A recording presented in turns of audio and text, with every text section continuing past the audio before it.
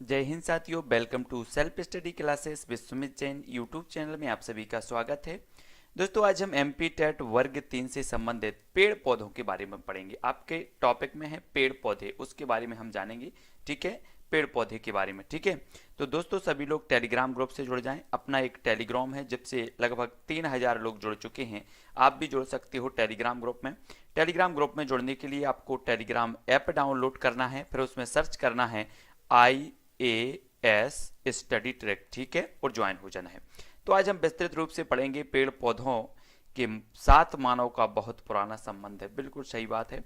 वृक्षों के अभाव में जीवन की कल्पना ही नहीं की जा सकती। सभी को पता है कि हमें जो ऑक्सीजन प्राप्त होती है वो कहाँ से होती है? वृक्षों से। अगर वृक्ष नहीं तो जीवन नहीं। ठीक है, पेड़ पौधे जीवन की अनेक आवश्यकताओं की पूर्ति करते हैं तथा उसका पालन पोषण भी करते हैं।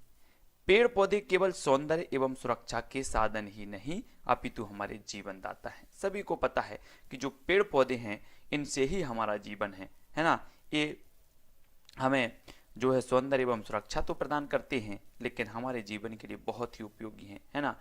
तो वृक्षों एवं पर्यावरण का गहरा संबंध है। प्रकृति का संतुलन बनाए रखने के लिए धरती के 33% भाग पर वृक्ष होना आवश्यक है। ये चीज आपको याद होनी। एक क्वेश्चन आपसे पूछा जाता है, यहाँ से आपसे पूछा जाएगा कि पृथ्वी के संतुलन बनाए रखने के लिए धरती पर कितने प्रतिशत वृक्षों का होना जरूरी है? तब आपका उत्तर होगा 33%। ठीक है, याद रख लेना। एक प्रश्न यहाँ से आपका बन सकता है।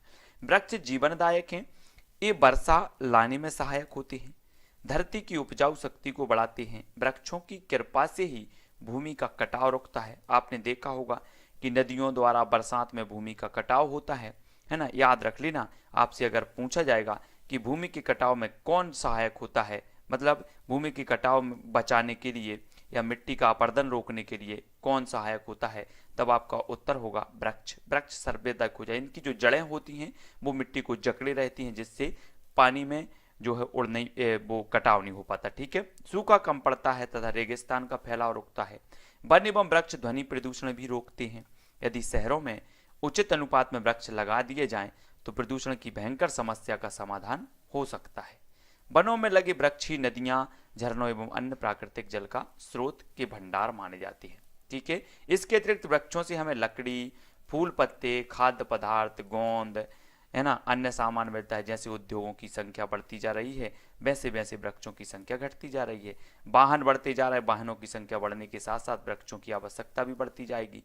इसके लिए प्रत्येक व्यक्ति को अपना योगदान देना पड़ेगा। अपने घर, मोहल्ले, ग्राम में बड़ी संख्या में पेड़ लगाने होंगे।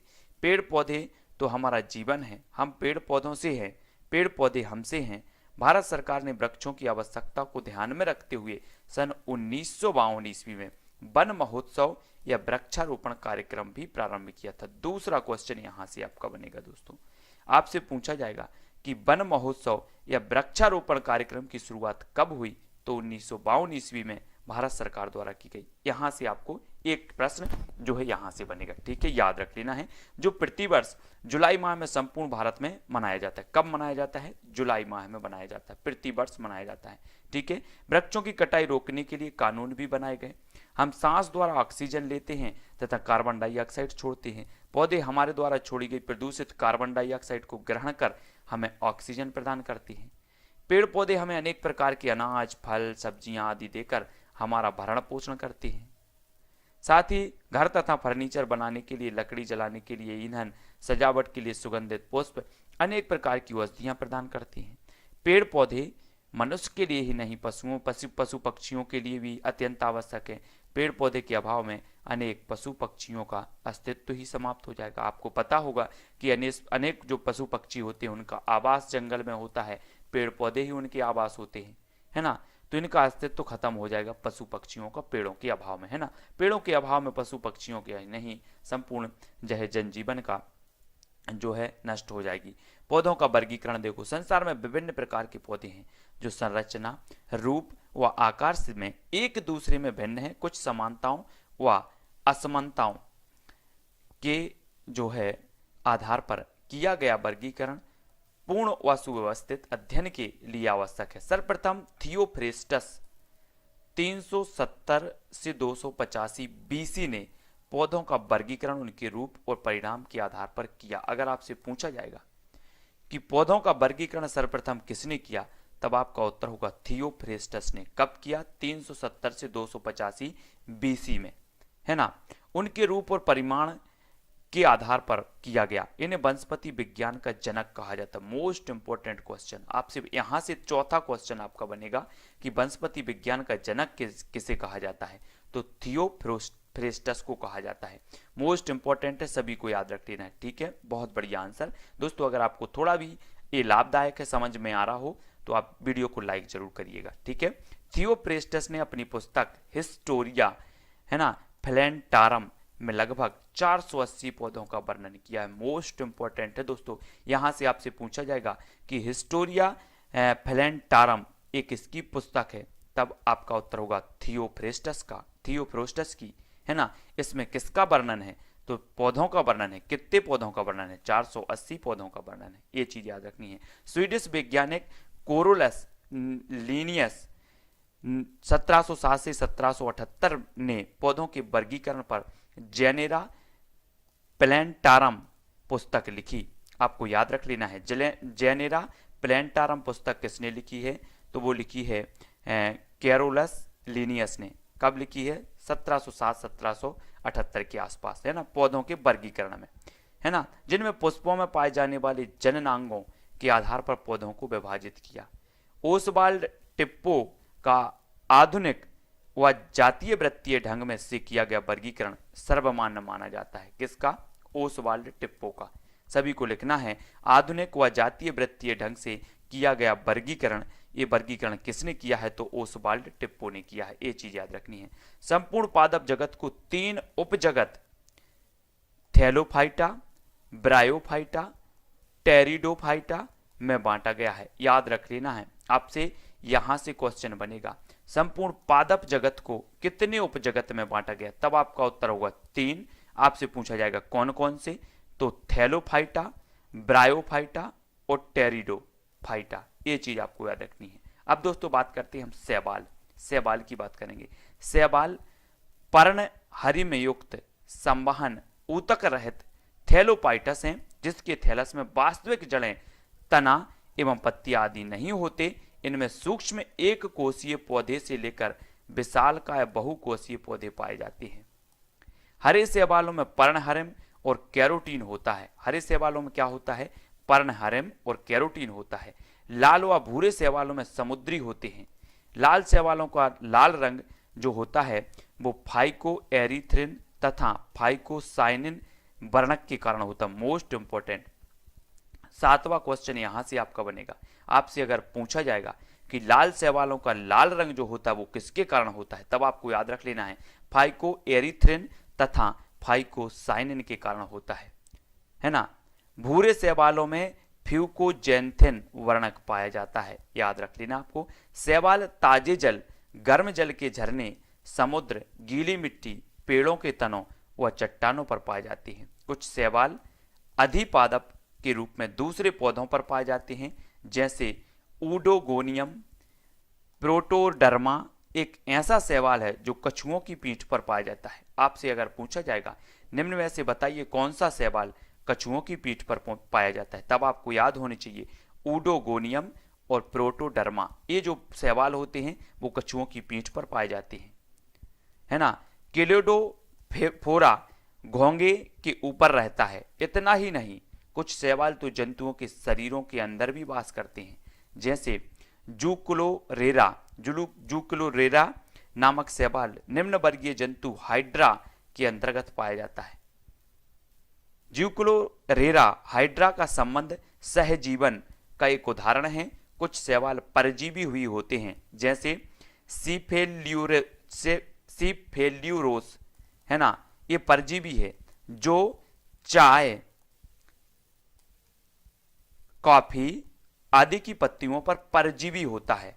पेड़ों की छालों, दीवारों तथा चट्टानों आदि में साइमनसिएला शैवाल पाया जाता है।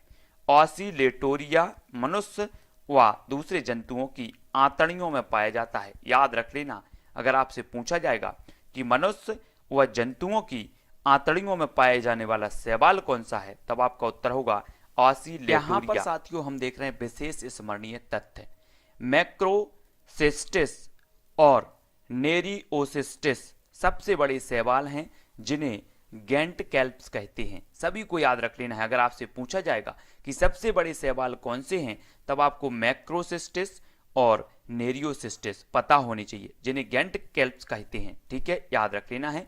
अल्वा को साधारण जो है सी लेट्यूस जो है कहते हैं, सभी को याद रख लेना है। ठीक है, ट्राइकोडेसिमियम इरीथ्रियस एक हरी नीली शैवाल है जो सागर के जल के ऊपर तैरता है तथा जिसके कारण उस सागर का जो रंग है वो लाल मालूम पड़ता है। कुछ नील हरित शैवालों जैसे माइक्रोसिस्टिस, ओसिलेटोरिया, लिंगबिया आदि के कारण वाटर ब्लूम्स कहलाते हैं। कुछ नील हरित शैवाल जैसे एनाबिया, नोस्टॉक, सिलेंड्रोस्पर्मम, है ना, ऑलोसाइरा, ओसिलेटोरिया आदि नाइट्रोजन स्थिरीकरण में सहायक होते हैं, है ना। अगर आपसे पूछा जाएगा कि निम्न में से बताइए कौन से शैवाल नाइट्रोजन स्थिरीकरण में सहायक हैं, तब आपका उत्तर होगा नोस्टॉक, सिलेंड्रोस्पर्मम, है ना, ऑलोसाइरा और ओसिलेटोरिया ये होते हैं। याद रख लेना, बहुत ही महत्वपूर्ण है। नो स्टॉक तथा एनाबेना में एक विशिष्ट संरचना पाई जाती है जिसे हेट्रोसिस्ट कहते हैं। नील हरित शैवाल का नया नाम साइनोबैक्टीरिया दिया गया है। किसका? नील हरित का, साइनोबैक्टीरिया। बर्फ पर उगने वाले शैवालों को क्राइटोफाइटिक शैवाल कहते हैं। इंपॉर्टेंट है, यहां से भी क्वेश्चन बनेगा। अगर आपसे पूछा जाएगा कि बर्फ पर उगने वाले शैवालों को क्या कहते हैं, तब आपका उत्तर होना चाहिए क्राइटोफाइटिक शैवाल कहते हैं, जो कि हिमशकरों को भिन्न भिन्न रंग प्रदान करते हैं, जैसे रेड शो के कारण, येलो शो के कारण, ग्रीन शो के कारण। ठीक है, इनको आपको याद रख लेना, बहुत ही महत्वपूर्ण है। आगे देख लेते हैं। शैवालों में लिंगी प्रजनन के उपरांत भ्रूण नहीं बनता। वनस्पति विज्ञान की वह शाखा जिसमें शैवालों का अध्ययन करते हैं फाइकोलॉजी कहलाता है। मोस्ट इंपॉर्टेंट है, शैवाल के बारे में आपको याद होनी चाहिए, है ना। शैवालों का अध्ययन क्या कहलाता है? तो फाइकोलॉजी कहलाता है ना। माइक्रोसिस्टिस, क्रोकोकस, ऑसिलेटोरिया और एनाबीना आदि शैवाल जलाशय में जल उफान उत्पन्न करके गंध उत्पन्न करती हैं और पानी सड़ जाता है तथा मछलियां मर जाती हैं। ये चीज आपको याद रखनी है। दोस्तों अब हम पढ़ेंगे ब्रायोफाइटा। ब्रायोफाइटा के अंतर्गत मांस एवं लिवर वर्ड्स आते हैं। ब्रायोफाइटा भ्रूण बनाने वाले पौधों का सबसे साधारण व आद्य समूह है। इसमें संवहन ऊतक नहीं होता। ये पौधे स्थलीय होने के साथ साथ छायादार व नम स्थानों पर उगते हैं और इन्हें अपने जीवन में पर्याप्त आर्द्रता की आवश्यकता होती है। अतः कुछ वैज्ञानिक ब्रायोफाइटा समुदाय को वनस्पति जगत का एम्फीबिया वर्ग कहते हैं। इनका मुख्य पौधा युग्म कोदभिद होता है। इस वर्ग के सदस्य आकार में सूक्ष्म होते हैं। इस वर्ग का सबसे बड़ा पौधा है डासोनिया। युग्म कोदभिद के मूल भाषों को छोड़कर शेष भाग में क्लोरोप्लास्ट होते हैं, जिसके कारण ये आत्मपोषी होते हैं। युग्म कोदभिद में विविध प्रकार का वर्दी जनन होता है, जैसे विखंडन, जैमा, है ना। ये और भी देखते हैं इसके बारे में। ये देखो, ट्यूबर, प्रोटोनीमा, पत्र प्रक्रिया द्वारा माली गुटी ग्रेफ्ट बांधने के लिए मांस घास का प्रयोग करते हैं। इस मांस घास को स्फेगनम कहते हैं, याद रख लेना। ब्रायोफाइटस छोटे थैलसनुमा होते हैं। इनमें तने एवं पत्तियों की तरह रचनाएं मिलती हैं। इनमें जड़ें हमेशा अनुपस्थित होती हैं, किंतु थैलस के अभ्यक्ष सतह से तंतु की तरह कई रचनाएं निकलती हैं, जिन्हें मूलांग कहा जाता है। ये पौधों को स्थिर रखने और भूमि से खनिज लवण का अवशोषण करने में सहायक होती हैं। ब्रायोफाइटस में पीढ़ी एकांतरण स्पष्ट रूप से पाया जाता है। दोनों पीढ़ियां युग्म कोदभिद तथा बीजाणुभिद कहलाती हैं। ये चीज आपको याद रखनी है, ठीक है। टेरिडोफाइटा देखो, टेरिडोफाइटा। तो दोस्तों आज के वीडियो में हम इतना ही अध्ययन करेंगे। अगले अध्ययन में हम टेरिडोफाइटा से पढ़ेंगे। ये बहुत ही सूक्ष्म पौधों के बारे में यहाँ पर चर्चा कर रहे हैं और यहाँ से लगभग हमने जितना भी अभी 14 मिनट का या 15 मिनट का वीडियो देखा है, लगभग 10 से 12 क्वेश्चन आपके क्लियर हुए होंगे। ये क्वेश्चन बहुत ही महत्वपूर्ण है। इसी प्रकार से दोस्तों आपके पूरे पर्यावरण से संबंधित हमारा परिवार, भोजन श्रृंखला, खेल और भी जो भी है, अंतरिक्ष विज्ञान है, प्राकृतिक संसाधन, इनके सभी वीडियो उपलब्ध हैं। आप प्लेलिस्ट में जाके देखें, चैनल की प्लेलिस्ट में जाके देखें, सारे के सारे वीडियो सिक्वेंस से आपको मिलेंगे और निरंतर आपको इसी प्रकार से अभ्यास कराया जा रहा है। साथ ही प्रश्न उत्तर भी इस वीडियो जब अपना ये खत्म होगा पूरा चैप्टर, उसके बाद आपको अभ्यास कराया जाएगा, प्रश्न भी आपको इस चैप्टर से दिए जाएंगे। तो वीडियो को सभी लोग लाइक करें, चैनल को सब्सक्राइब कर लें साथियों। तो आज की वीडियो के लिए बस इतना ही। जय हिंद।